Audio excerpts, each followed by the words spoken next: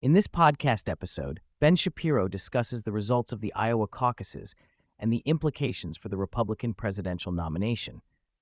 He asserts that Donald Trump is the presumptive nominee, as he has a significant lead over the other candidates. Despite the controversy surrounding the early projections of Trump's victory, the polling data and entrance polls showed Trump's overwhelming lead, making his nomination inevitable. Trump's dominance in the Iowa caucuses is attributed to his perceived status as the incumbent, as well as the lack of a viable challenger. Shapiro explains that Trump's opponents had previously questioned his electability, but this argument has lost traction as Trump's approval ratings have risen and Joe Biden's approval ratings have declined.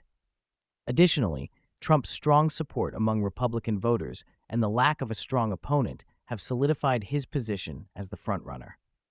Shapiro analyzes the breakdown of the demographics in Iowa, highlighting Trump's broad support among different groups, including college graduates, non-college graduates, urban, suburban, and rural voters.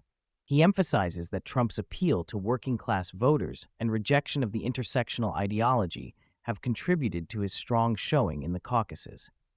The podcast also discusses the performance of other candidates, such as Ron DeSantis and Nikki Haley. Despite their efforts, they were unable to challenge Trump's lead in Iowa. Ron DeSantis, who finished second, is acknowledged for his campaign efforts but is deemed to have no viable path forward.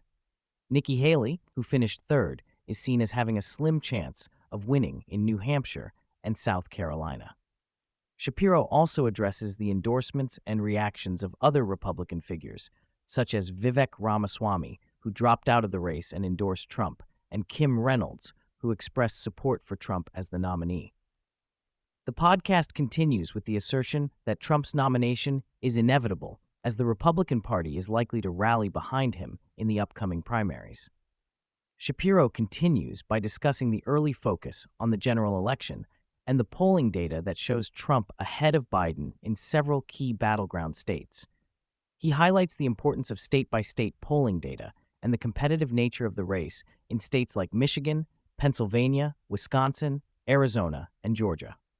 Shapiro also points out that Trump's exposure on Truth Social is significantly lower than it would be on other platforms, which inadvertently benefits his campaign.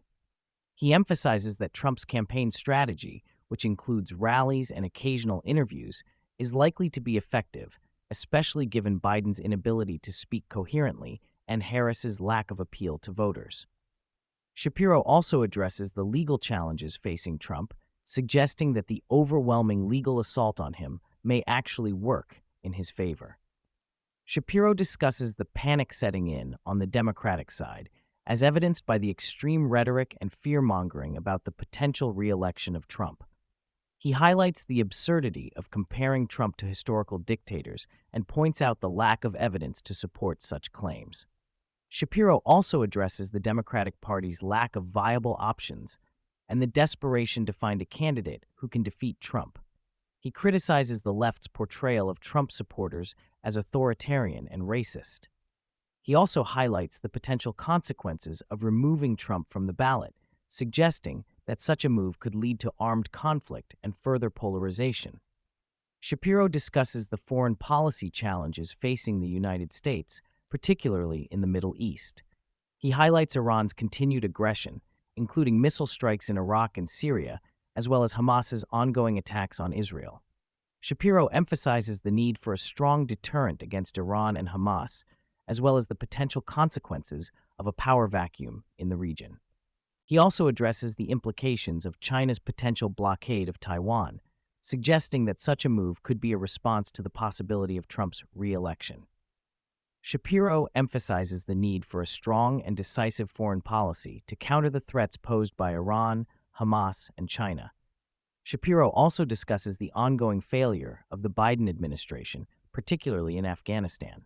He highlights the consequences of abandoning the country and leaving behind military equipment, which has fallen into the hands of dangerous groups. Shapiro emphasizes the need for accountability and a reassessment of the administration's foreign policy decisions. He also addresses the protests against a cancer treatment center, highlighting the absurdity of the protesters' actions and the lack of logic in their behavior. Shapiro emphasizes the need for rational and informed discourse, particularly in the face of extremist ideologies.